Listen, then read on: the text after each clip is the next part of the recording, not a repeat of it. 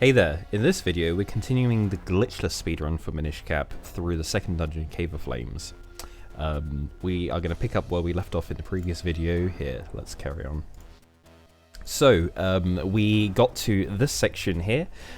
Everything from the beginning of the game all the way up to this point has been pretty much exactly the same as the any % run, with some minor alterations. But from this point on, the rest of this dungeon is completely different between the any % and Glitchless speedruns. So from this point on, Glitchless is going to have its own video covering everything for the rest of this dungeon. Some parts will sync back up later in the tutorial guide videos, but for the rest of this is specifically Glitchless. Right, so yeah, we hit this switch here and opened that door, and we are going to push this pillar over into the hole to get the small key that's located inside of it. We can't progress in this dungeon without the small key, so we need to push into the spot and then mash the text after we get the small key. And then we come up to here, roll into this doorway and screen transition up. We're going to roll over to the right here. In the previous video, when we were in this room, I mentioned to do a sword slash on this bob-on to make it not spawn here. So now it's not here and it's not going to bother us whilst we're moving through this room, which is super convenient for us. And it takes a fraction of a second in the previous when we're coming through here the first time, especially if we're using that sword slash to pick up the bombs that drop. That's super convenient. But yeah, so we picked up a 5 bomb drop the first time we came through this room, and we're going to do exactly the same thing. We're going to pick up and throw this middle pot to get this bomb. So those two 5 bombs combined make mean that we are now maxed out at 10 bombs. So you should always be on a max 10 maximum bombs when you get to this part of the dungeon. But yeah, after we do the minecart ride, we roll to the left, open that locked door, and then we roll across the bridges over to here, sword slash this switch, roll over to the right, roll through the doorway, over the top of the minecart, and then walk down, jumping into the minecart. We ride the minecart over to this room, roll left a couple times, over to this room. We kind of want to roll through these spike beetles if you see the opportunity to. This is an improv section where you just need to watch them and try and roll through them if they're in the way, or if they're just completely out of the way, then you just ignore them. But yeah, we go up into this room, hop over through this hole, roll over this bridge, try not to get hit by these keys. When we get to this part here, if we've taken a lot of damage so far in this dungeon, we can get this pot here to grab a heart. We can grab 1 heart here. We're about to do a mini boss fight, and then there's going to be 2 more hearts. So if you're particularly low on health and are worried that if you make a mistake in this mini boss fight that you're going to take some damage or could die, you can go for that heart for extra safety. But it's not always necessary. Right, so we're going to do a mini-boss fight here. So this fight has a quick kill, which I'm going to demonstrate here. Let me just make a save state first so I can go through this multiple times to make it easier. But anyway, so when we get to this room, we go as low as as possible here. Against this ledge, and we jump off. It doesn't matter exactly where you jump off, but like as you're like entered this room, you want to like just to save time, just jump from the lowest spot here. We jump into here. Now this fight's going to trigger when we roll into the middle, so as soon as we do the roll, we want to face up and start holding the swords to do a spin attack, like so. Right, now we want to position Link on the left-hand side of this area. We're looking at the floor pattern here, and we're looking at Link's right arm. So we try and position Link so that his right arm is like in line with the tip of the spiky bit of the floor pattern that's on the floor here. There's like a spiked pattern that's on the floor there, but we line Link's hand up roughly with the edge of that. If you're unsure in the moment and panic or whatever, and you don't know if you've got the right position, just tap down once. Being too low is better than being too high in this, because we can do a backup, but I'll go through the backup after we've gone through this the first time. But anyway, we hold onto the sword here until the sword is charged, and then when the sword is charged and they've landed, we release the spin attack, like so. And then the spin attack, when the spin attack is ending, or in the middle of the spin attack, we start holding upright to move Link over to below this top Spikey Chu. We're going to stand here and wait for its spikes to go away. And as soon as the spikes have gone away, we do a sword slash. We do a second sword slash. And with that second sword slash, we hold down the sword button and start moving over to the top left corner of this this area here. You see there's like a box on the ground. In each of the corners there's a swirl pattern, and we're standing directly over this top left swirl pattern. We're going to stand here until these guys get close enough, or like we wait until the top guy is like the animation is over, like he does like an explosion animation there. But these guys are gonna start like jumping towards us, and we hold down right to try and like trigger all of them to jump at the same time. But we're going to release the sword attack once we hold up. We've been holding down right to move towards the middle. When we get close enough to the middle, we then release the sword to release the spin attack. And that should kill all of them in one single spin attack. And then as they're all dying, we hold down to make so that we're below the chest that's about to spawn in the middle of the room, like so, and then we can open it to get the cane. Right, so that was all of that fight in slow motion. Let's go again at full speed to demonstrate that again. So we roll into the middle here, do a sword slash, release the spin attack. That went horribly wrong because I was not looking at this properly. Here we go. Right, so we hop down in, we roll, let's do a sword spin, 2 slashes, stand here, do another spin attack. That was a little bit too early. We didn't stand close enough to the middle of the arena that time, so we didn't kill that one guy. With enough practice, you can very consistently get something that looks similar to what I just did there. It will be hard. I'm not going to lie. It's going to be hard to get it perfectly every single time, but it's going to be way faster than just YOLOing this fight and trying to just like kill them all individually. Doing the sword spins in those positions to try and kill as many of them as possible, and then just killing the stragglers by doing a couple of sword slashes is going to be way faster than doing any other strat, and not much slower than doing it absolutely perfectly. But yeah, so the backup, in case you're worried about where you'll need to do the spin, so you stand a bit lower here, we kill that guy, and then do that. So if you how that went is, when we did the first spin attack, normally that kills the 3 on the left hand side of the arena, but we only killed the bottom 2, so then we immediately kill the top left one and then the top right one very quickly, and then start charging the spin attack, standing in that spot, and then finishing off the fight by doing the spin attack to kill the remaining 4, and then we get the cane. And then that's that fight. I do recommend making a save state right before this fight and practicing it quite a few times. You know, give it like 10 goes in a row and you'll be able to get the fights roughly similar to that.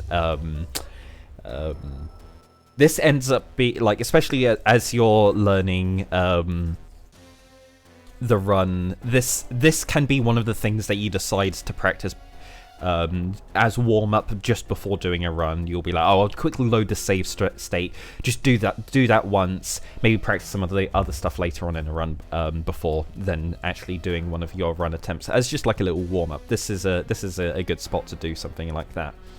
But anyway, that gets us the cane, which is going to be this dungeon item. So now we want to equip the cane. You can either do the pause here or anywhere up until this next room. If you've taken a lot of damage, you can use the cane or like throw these pots to grab hearts that are in these pots. You want to grab these hearts if you are on 2 hearts. I think the threshold I want to say is if you're at 2 hearts or less. If you're above 2 hearts, then you don't need to grab those hearts, I'm pretty sure. There are going to be quite a few opportunities after this point to also get more hearts, so you can be a little bit risky here if you're on, say, 1 heart and decide, maybe I won't get a heart here and hope to get a heart drop later. Yeah, so after, like, from entering this room, we roll to the left, land on here, hit that, fire the cane at the other lava platform there to flip it over. When it's flipped over, then, like, we move our way over to here.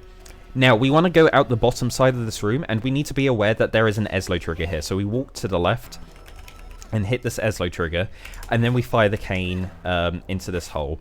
And then cane hop down through this room to this higher elevation area here. And then here we hit the switch over on left, we do like a roll to the right, and then we roll down. We kind of want to be against the right hand edge of this wall as we do a screen transition down here. That's going to line us up perfectly in the next room to be pointed directly at the minecart here. So from here we can just press B to flip the minecart over. But yeah, so like when you press B to fire the cane, you then immediately want to hold down and do a roll. And then hold right. And at the end of your roll, if you hold right, you should be perfectly in line with the minecart. And you should be pushing against the minecart as it's flipping over, so then you'll perfectly jump into it as soon as the minecart's finished its jumping animation. But yeah, we ride the minecart all the way round to here. Here's where we're going to grab another small key. We need the small key to open the locked door in the room that we were just in. So we roll round the right-hand side of the minecart twice to get below this pillar, and then we push it up a bunch of times. We're going to push it in line with the hole. I'm going to push it to the left. Open this chest to get the small key. Hold down right after that chest to walk in front of above the minecart, and then hold down to jump into the minecart. Ride the minecart, roll right, roll up. Into this room, we hold up right, and then just hold up to hop down off the ledge. When we land, we do a roll up, and then just move around to that door and open it. In this room, we want to do this room rather quickly, so we're going to do like 2 rolls to the right, 1 down, and after that 1 down, we like hold diagonal down right until we get close to the portal, and then just hold down to push against the portal. When we get, as we're hopping onto the portal, we want to mash the R button here.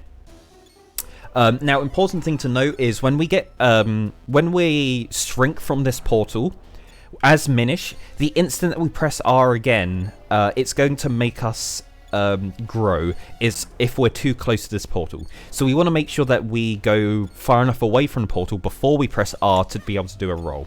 And how do we know that we're far enough away? If we have a look at the R button at the top right hand corner of the screen, it's going to have this text here, but the text changes as we get far enough away from the portal that we don't get we won't shrink, or we won't regrow if we try and press the R button, so we'll be able to get a roll there. So yeah, we walk up here, see the text change, and then roll left twice and down once to get in front of these traps. Now, these traps move in a predictable cycle from the moment that we first enter this room. So what we want to do is from the moment that we enter this room, we want to make sure that we do this movement all very quickly and consistently. So 2 to the right, 1 down, jump onto the portal, shrink, hold left, roll quickly here. We waited a little bit. Okay, I went very slowly there, but because I had to try and talk it through as we were happening, as it was happening. But when we did these 2 rolls here, we did 1 roll down. We did a very brief pause here before doing 2 rolls to the left here. We did another very brief pause here before then doing 2 rolls to the left in between these these blades. It's not super vital that you do exactly this cycle to get those traps, but that's the easiest way to get, the fastest way of getting through that room without hitting the traps and losing any health. So we'll do this again. 2 to the right, 1 down. Gonna grow here. Okay, that I completely messed it up. I'm gonna go for one more try here before moving on. Don't want to waste too much time going over this again, but this is a little bit tricky here because you want to make sure that this is fast. 1 2, 1 down. Hop onto this portal. Shrink. Roll twice. Roll twice. Roll twice, and it should look something like that. That's normally pretty easy to not I wouldn't say easy, but you should be able to pull that off in a lot of runs with the perfect movement through those sections there. Not super vital, but it saves a nice bit of time. But when you hit this this roll, when you hit this tunnel, you can't roll. So we just hold to the left, roll as soon as we exit the tunnel, and then I just like to mash R as we like move through this section here.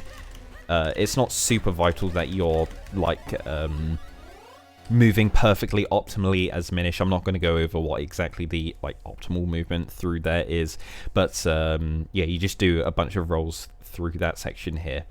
And then we get to this part and we grow big. We get to we move to the right here and we roll when we get to the corner of like this. Oh my god, this guy's in the way. Come on. We roll when we get to that corner here, roll down. We can kind of do a roll to the left there. I kind of don't want to do that, actually. We want to walk a little bit to the left here and then down. But then we do 2 rolls here and then a third roll to roll through. Roll down once, do 2 rolls here and a third to roll through him. I was a little bit slow there and triggered his movement before I actually got to here, but I'll go through this again. So yeah, 1 2 and then a third roll to go through. Unfortunately our timing was a bit bad there and we got hit twice on that guy instead of once. But yeah, you kind of want to minimize the number of times you get hit, but you're guaranteed to get hit at least twice if you go through that room optimally. But if you're like super cautious about health, you can bait these guys to move along and then like hide to the side and then avoid them without getting hit. Only really go for that strat if you're on the verge of death, but you should have like got a heart in the previous rooms before before coming down here. Yeah, so you we get exit out of this maze and we hit this minecart with the cane, and then ride the minecart. When we exit the minecart, we hold down left, and then we do a sword slash when we get close enough. Oh my god. We hold down left and we do a sword slash when we get close to the switch like that. And as the sword slash action's going on, we hold up to jump into the minecart. We're going to go ride the minecart round, and the minecart's going to take us into this next room. This is the second Rollobite room. Yeah, so in this room, what we want to do is, so from that section from the mini boss fight up to this room was also pretty much identical to how the any % run does this. The any % run does manages to skip a couple of things, but a lot of the stuff down in this basement has been exactly the same as at any %. But this room and from here up until the boss is going to be completely different from any % for Glitchless. We're going to have to do quite a large section of this dungeon. But yeah, so with these Rollobites, we're going to have to throw all 4 of these Rollobites into these holes. The best strat I have come up with for dealing with these Rollobites is holding up left as you are being flung out of the minecart, and you want to move up so that you are in line with all of these Rollobites like this. And then you do a sword slash. It should hit all I was too far to the left there, but you should hit all 3 of the Rollobites with that sword slash. We're going to grab this top one without doing a sword slash, throw it into that bottom Rollobite, pick up the one on the left and throw it into the hole. This guy should be turned into a Rollobite ball, but we're going to do a sword slash to turn him into a ball. And we're going to throw him into the next one over. Now, if you did that fast enough, the guys at the bottom will still be balls so that you can go and pick them up and throw them into the holes. But if not, you just do a sword slash to turn them into balls. And then you pick up and throw them into holes. Into the remaining holes. Now, it can be pretty tricky to throw it exactly into the one hole that you want it to go into. So, for example...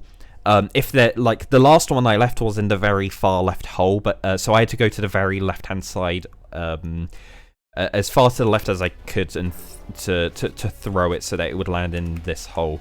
And if the last hole that I had remaining was like this one over here, I'd have to like come and stand basically on this guy here and then throw it, just like right on the edge of this section here. But like depending on where you're stood here and then throw is where you the hole that you're going to throw and land the Rollobite in.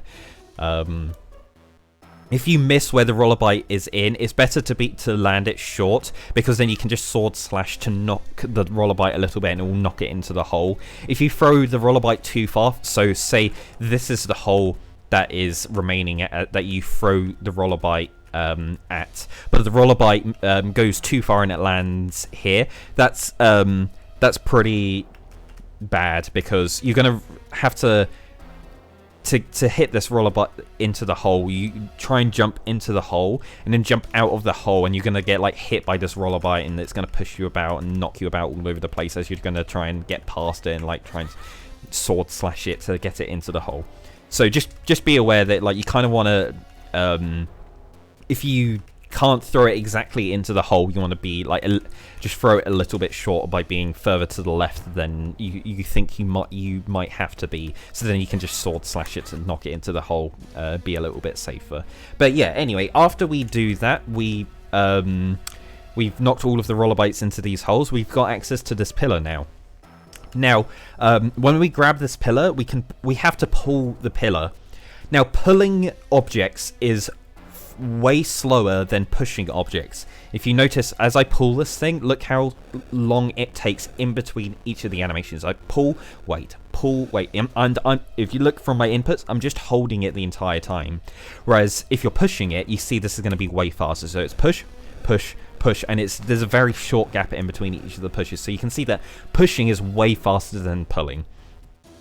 However, we can speed up pulling animations a little bit by doing this thing called pumping, where when we grab the object and pull it, if we let go of the directions in the middle of the pulling animation, so we start pulling, and during this pulling animation we let go, and we wait until the animation stops again before we then hold the button again to start pulling it again. And then as soon as it starts pulling, or anytime during this animation, we let go and then we do it again, and at full speed it will look something like this. So we pull, pull, pull, pull, like so. The best way for judging if you got the right timing for this is when you grab this, look at the R button and look at the text on the R button. The text disappears during the pulling animation, like so, and the moment that it reappears is the timing that you want to hit the direction again. So it'll be pull, pull, pull, pull, pull, like that. I'll do it one more time here.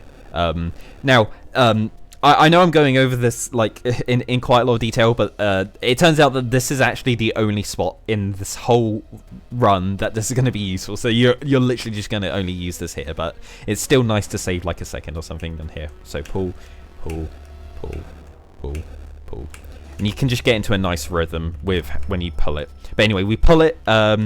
We only need to pull it to this spot here. Actually, we pull it so that it's past these rocks, so that we have a region so that we can push it up. Because doing that pulling action is still slower than pushing.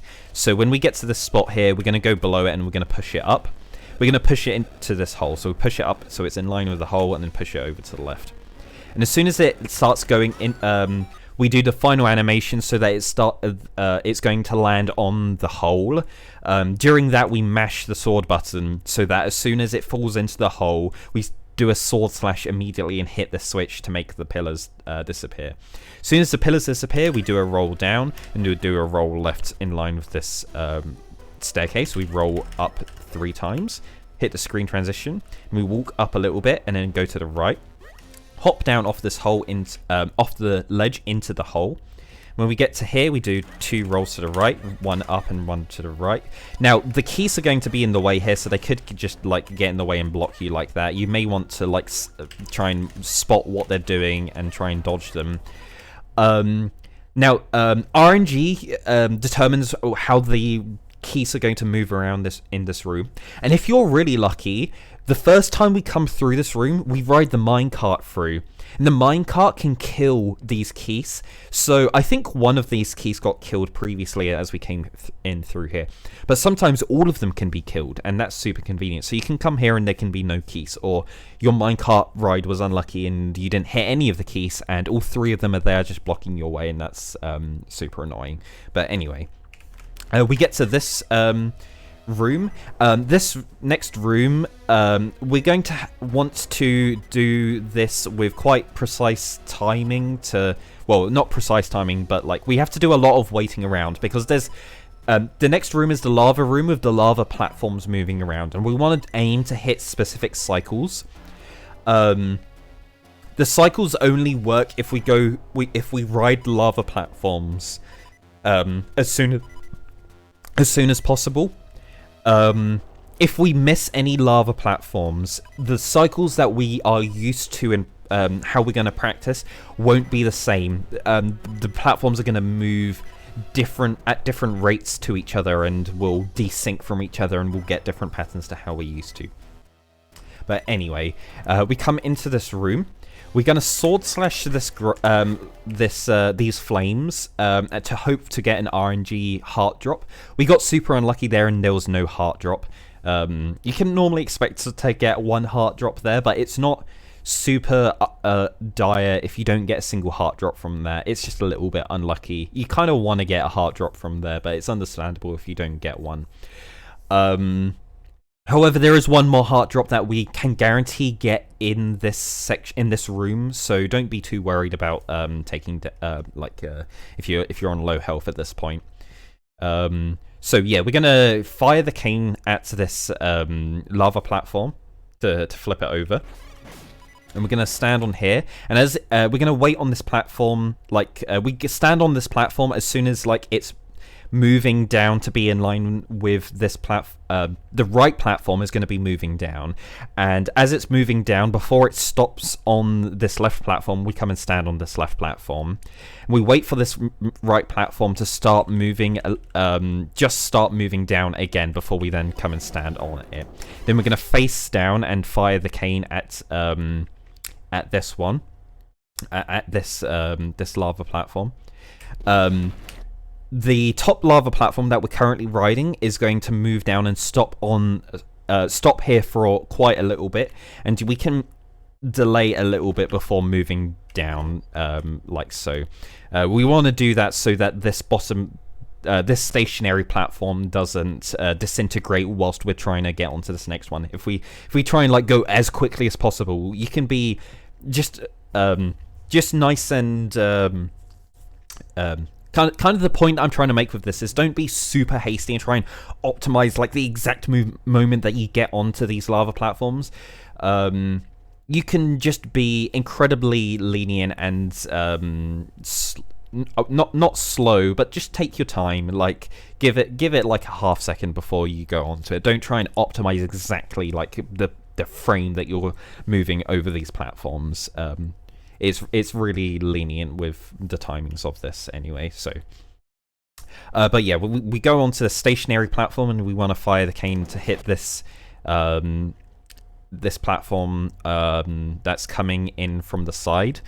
The platform that's coming in from the side is going to come and stop for a little bit. We want to make sure that this especially on this one, when we go onto this last moving platform for this section, we don't get on this one as soon as possible.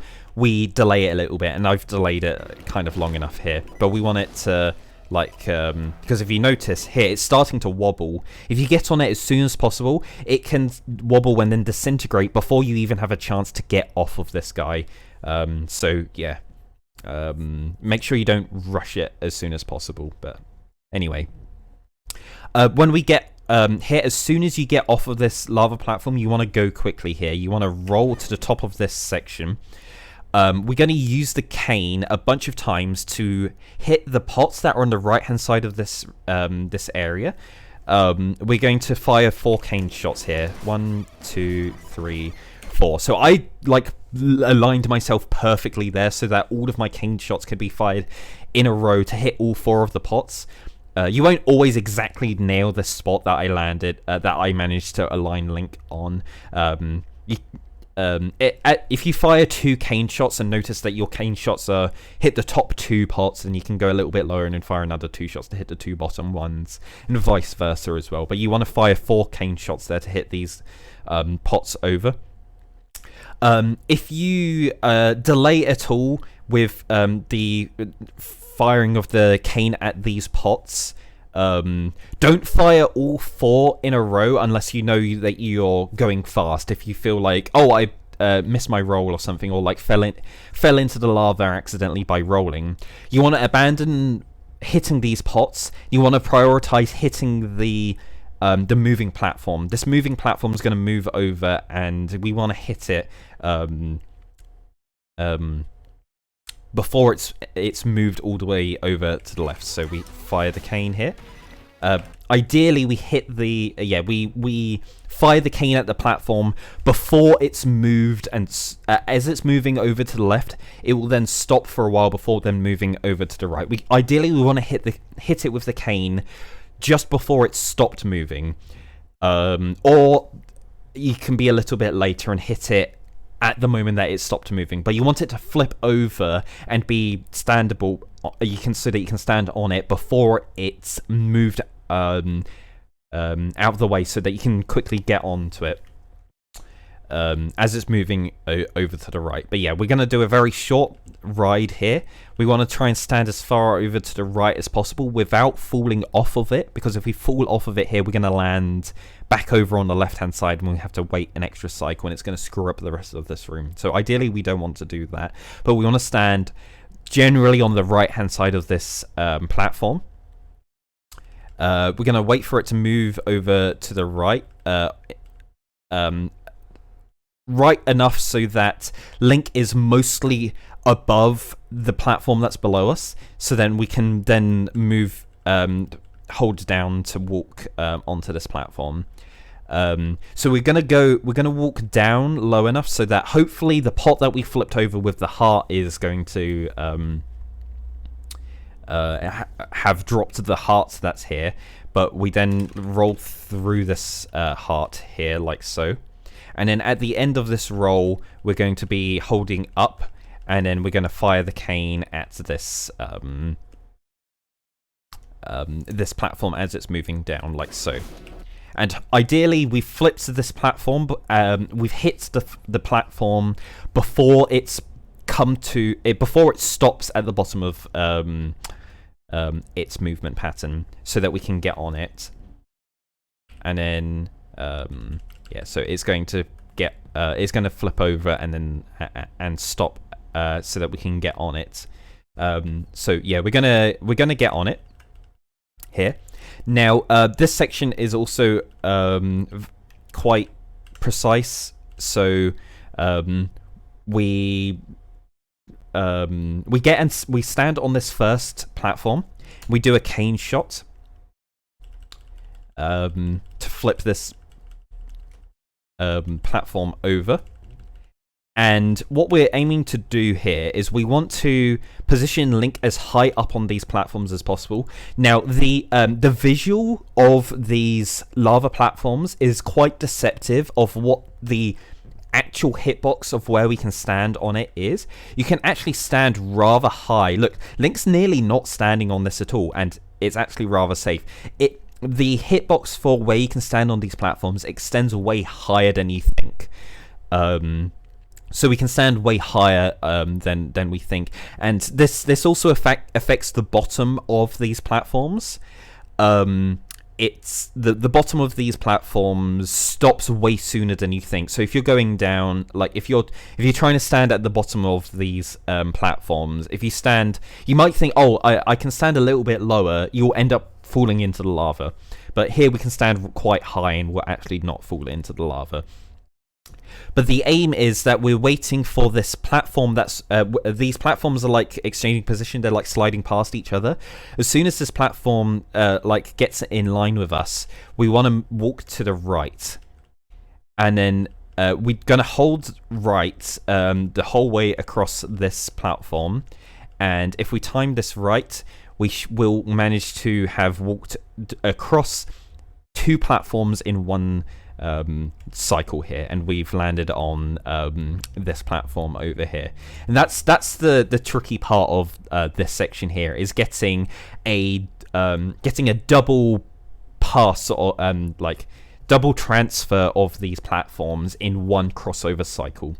We want to do that once on here to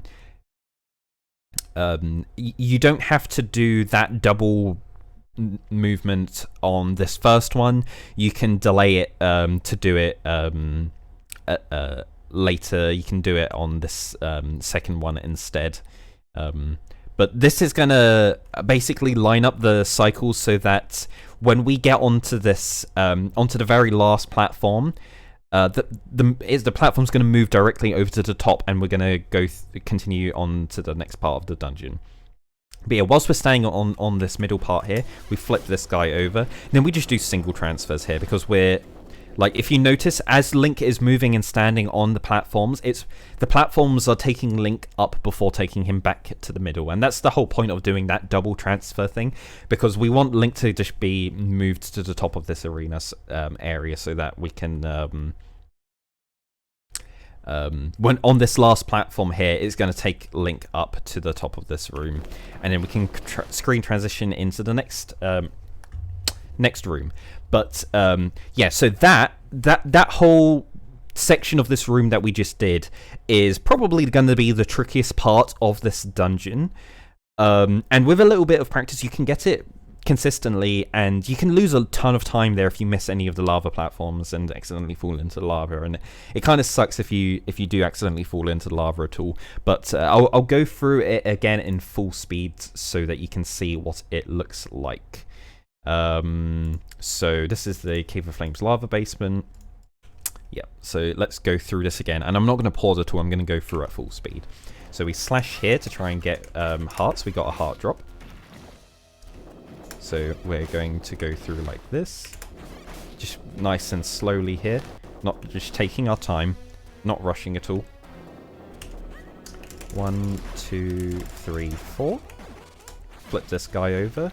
Stand on the right hand side, roll here, flip this over, flip that over, do a transfer, double transfer there, and we go and just do single transfers here, and then we're through. Yep. So that is ideally how it looks at full speed. It's deceptively difficult because it's like, oh, this is an auto scroller, right? Because you have to wait for all of these platforms to move. But yeah, if you're slightly off on your timing, you can. You accidentally fall into lava and have to do the cycles again. And especially like with this room, all of them are moving at different rates. So if you mess up any part, all of the later parts are going to desync and be different to what you expect. So bear that in mind, that what you practice can snowball out of control if a single thing goes wrong. That's what makes that room rather tricky. But anyway, continuing on with the dungeon here. So we come up these stairs, roll left and up, and then we hop down off of this hole, hop up off the ledge into the hole, hop up out of this hole, fire the cane into this hole, get in the hole, and then hold left to do a cane hop up onto this platform here. Hold left as we're doing the cape hops to just hop down here. When we land, we want to walk left a little bit and then fire the cane down, and then roll into this hole. When we land in the hole, we want to face up so that we get launched into the tornado. And then in the tornado, we just hold up until we land on the platform here. And then in here, we're going to do a bunch of rolls to the right. So it's 1, 2, 3, 4. Screen transition. 1, 2, 3. And then hold down past the torch to jump into the tornado. When we're in the tornado, we want to hold directly to the left for a little bit. And then roughly like just before we get to the part that we want to land on this platform to the south, we then transition and just hold down instead. So you during the tornado movement, you just want to hold left and then just hold down, and then you should land here. Here we're going to hold down left just for a smidge, because if you do, if you just hold left here and roll, when you land on this platform, you're just going to roll into this. So you do actually need to move down a slight amount so that you can roll past that corner. But yeah, we get to this screen transition here. We screen transition to left. We're going to walk left a little bit and then roll down past that corner to hit the screen transition. And then here we're going to hold down left during the screen transition until we walk a little bit to the left, and then we're going to do a roll to roll directly towards the tornado. And then we hold down to land in the tornado. When we jump into the tornado, we're going to hold down left. We're going to hold down left to get to roughly this spot here. I mean, I guess it kind of doesn't matter. We're just going to glide with the tornado rounds to here. This doesn't matter at all how quickly you do this section, because you can kind of take your time, but don't take your time. Like try and go fast, but remember that any slight mistakes that you do here, it's not gonna affect your overall time, because what we're restricted by in this room is right at the end of the room, we have to ride a lava platform. So it doesn't matter how fast you do this, we're going to have to wait several seconds at the end of the room just to land, to be able to ride the lava platforms anyway. So you don't have to worry too much about this room. So yeah, we just go in this general direction here. With the tornado, we land directly on the second layer. We don't need to hop. We don't need to press R to drop out of being in the gliding state and then use the cane hop to get up onto that layer. You can just push against the edge. If you're pushing against it and you're not landing on the ledge, you're too low and you need to go up a little bit more. But yeah, we go into this tornado. When we go into this tornado here, all you need to do is just hold left. You just hold left and there's nothing else you need to do until you hit this tornado. Then we're going to tap up a little bit here. Like you can hold up to go through this tiny little gap here. And then when you get like through this gap, you just hold it up. And then we land on the center main platform where the boss key is going to be located. And here we just open this to get the boss key. And then we hop off the top of this platform that we're on, and the boss door is located just above us here, and this is where we're gonna have to wait. So you can do some sword slashes here to try and get a heart. You can maybe hit the red warp if you really fancy, but yeah, we flip that platform over as it's starting to move up, and as soon as it's flipped over, then we ride it up. It stops in the perfect spot so that we can walk directly over it to get to the boss door room, and then we open the room to go into this room here. So this is the pre-boss room. If you're super worried about your health because you've not got like any heart drops and you manage to take extra damage and you're like on, I don't know, half a heart or something, or a quarter heart, and you're like desperate for health, there's a ton of health in this room. The easiest one to grab is, there's going to be a fairy in this pot here that you can grab. You shouldn't need more than that. Do not bottle this fairy. You may be cautious and be like, oh, I can bottle this fairy, right, as a backup so that if I die, I get a fairy revive. If you're super worried that you're going to die in the next, like, as you're doing the rest of the run, you can get a fairy if you want here. But try and train yourself to not get a fairy here, because the next section isn't too difficult either, and there are places that you can grab health along the way.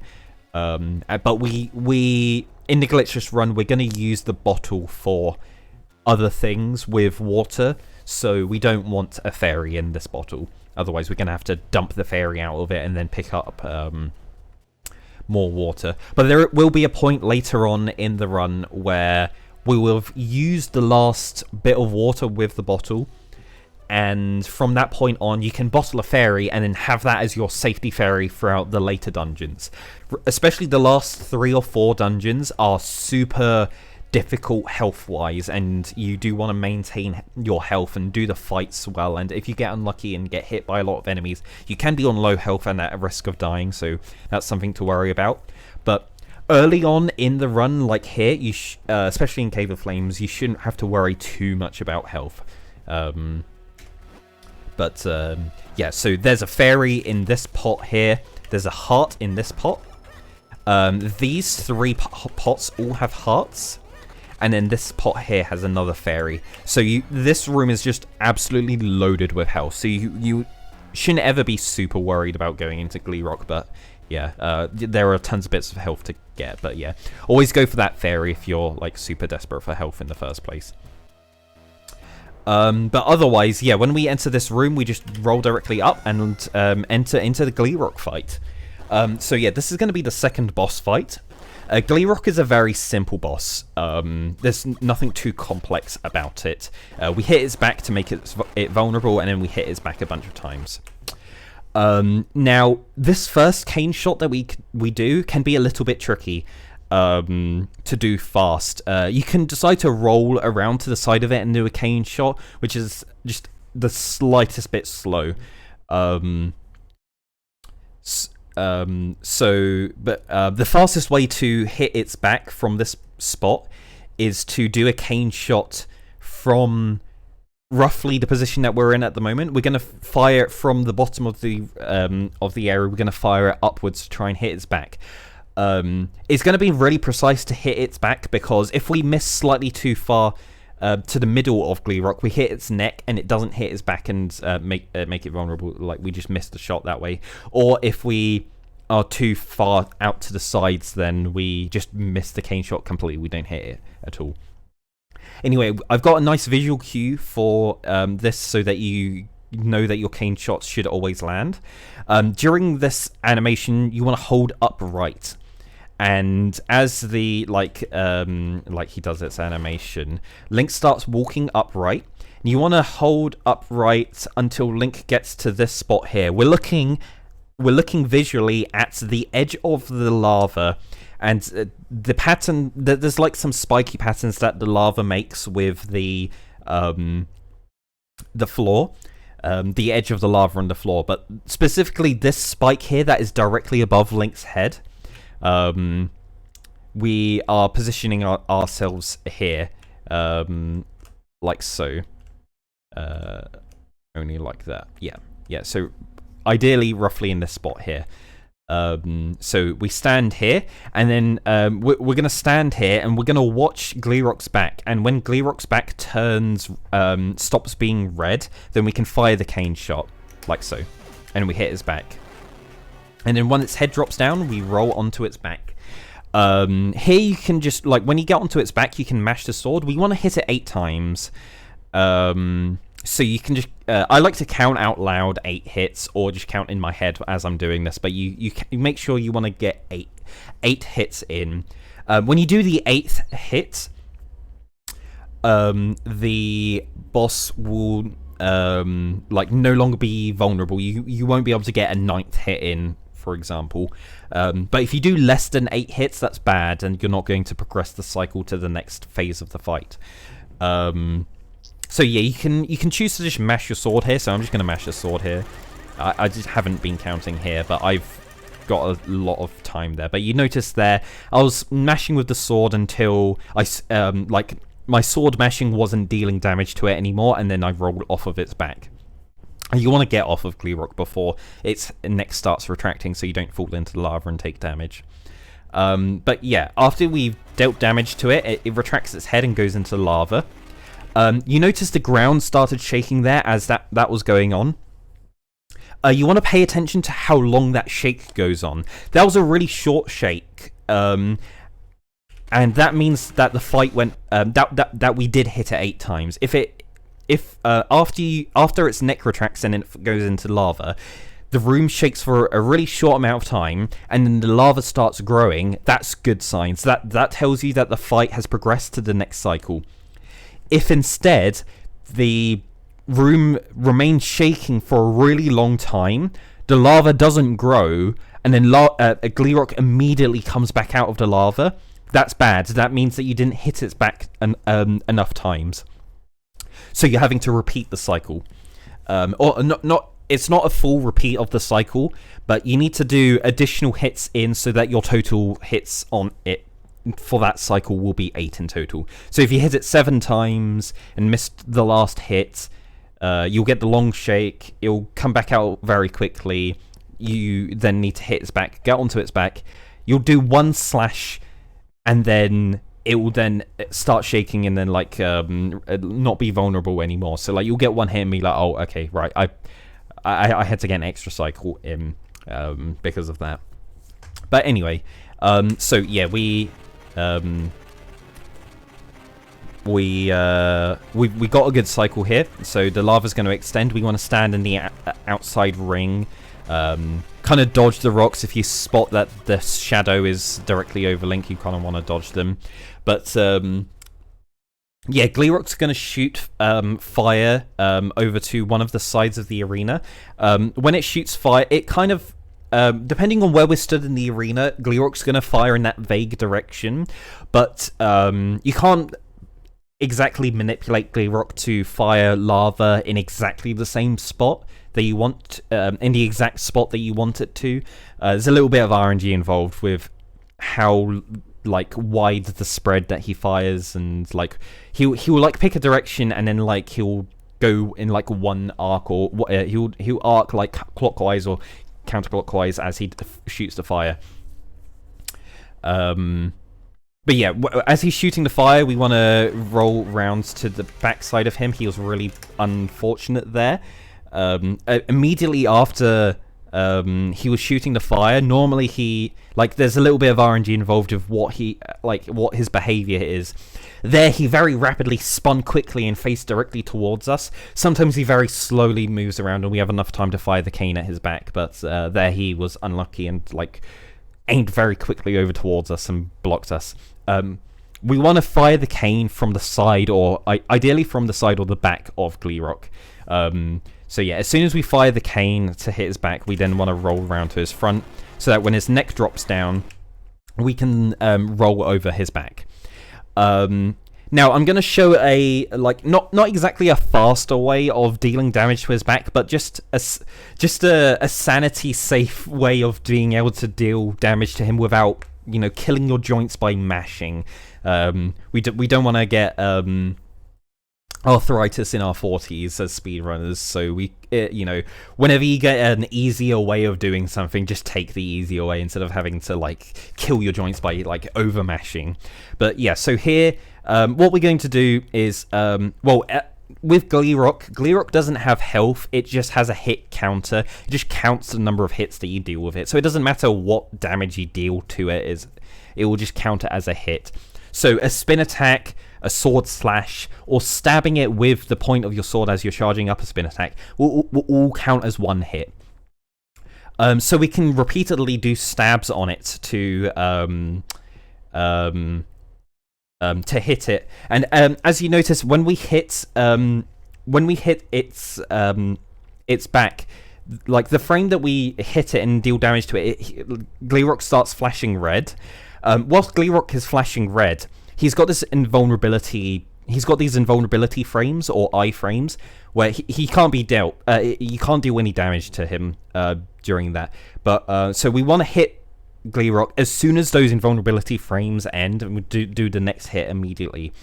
If we slash with the sword to deal damage to him, and we hold onto the sword afterwards, the sword hitbox is like standing over Gleerok's vulnerable back and will immediately deal damage to it as soon as the iframes end.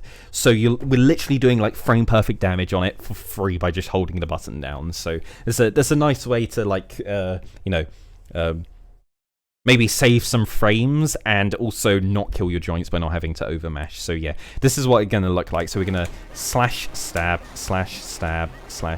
and we're just like pressing and holding the button, and then like as soon as the stab hits, we release the button, wait for it to be vulnerable again, do another slash, hold the button. When the stab hits, let go of the button. It's just hold, let go, hold, let go. It's just really easy.